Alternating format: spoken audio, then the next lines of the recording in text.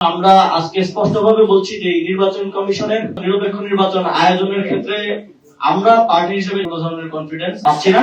সংবিধান লঙ্ঘন করে প্রার্থীদেরকে বৈধতা দেওয়া হয়েছে। নির্বাচন কমিশন একটি সুষ্ঠু নির্বাচন করার জন্য যে কনফিডেন্স রাজনৈতিক দল, দেশের জনগণ এবং সবার কাছে থাকার কথা ছিল বা অর্জন করার কথা ছিল, সেটা হারিয়েছে। শঙ্কা প্রকাশ করছি যে বাংলাদেশে একটা সুষ্ঠু নির্বাচন এই নির্বাচন কমিশন বাস্তবায়ন করতে পারবে না।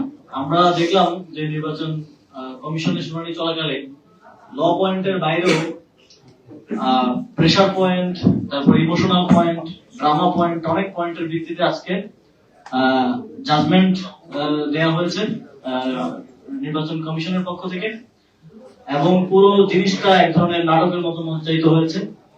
নির্বাচন কমিশনে যাওয়ার সময় আমরা দেখলাম যে নির্বাচন কমিশনের সামনে 2-3 হাজার ছাত্র দলের নেতা কর্মী এক ধরনের মব সৃষ্টি করে আজকের মতো গুরুত্বপূর্ণ দিনে, যেদিন একেবারে আপিল শুনানির শেষ দিন, ওনারা সাস্টের ইস্যু বলতেছে, কিন্তু সাস্টের ইস্যু তো আজকে শুরু হয় না, এটা চলতেছে অনেকদিন আগে থেকে, 2-3 সপ্তাহ ধরে চলতেছে। নির্বাচন কমিশন একটি সুষ্ঠু নির্বাচন করার জন্য যে কনফিডেন্স রাজনৈতিক দল, দেশের জনগণ এবং সবার কাছে থাকার কথা ছিল বা অর্জন করার কথা ছিল, সেটা হারিয়েছে।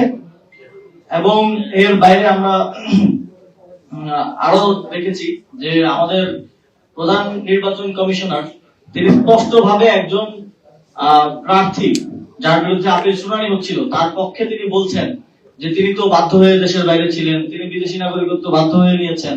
তা আমি পার্সোনালি জানি যে খুব ইমোশনাল একটা স্টেটমেন্ট উনি মেক করেছেন, যেটার বিষয়ে এখনো রায়টা আসে নাই। এটা শুধু এই একটা ইস্যুই আগামী আজকে রাত অথবা আগামীকালকে রায় আসার কথা, সেটা হচ্ছে কুমিল্লা 3 সংসদীয় আসনের বিষয়ে।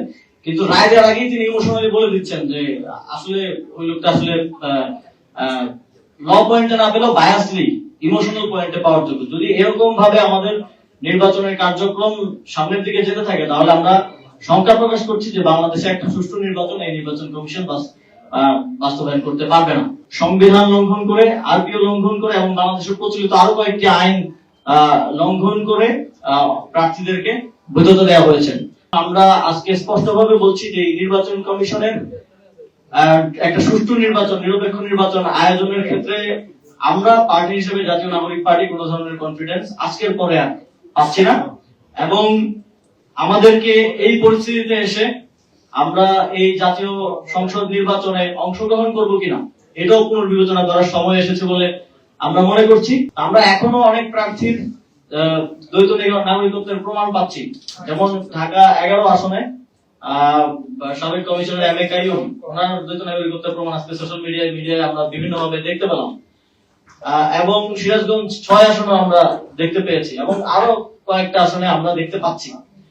তো আমরা মনে করি যে নির্বাচন কমিশনের এটা দায়িত্ব যে যিনি নির্বাচন করছেন তিনি দেশের নাগরিক কিনা, অথবা যে প্রার্থী দ্বৈত নাগরিকত্বের অভিযোগে অভিযুক্ত তার দায়িত্বটা প্রমাণ করা যে তিনি বাংলাদেশের নাগরিক, এককভাবে বাংলাদেশের নাগরিক কিনা। অথচ আমরা দেখলাম যে অভিযোগ করছে তাকে বলা হচ্ছে আপনি এসব প্রমাণ করেন যে সে নাগরিক কিনা।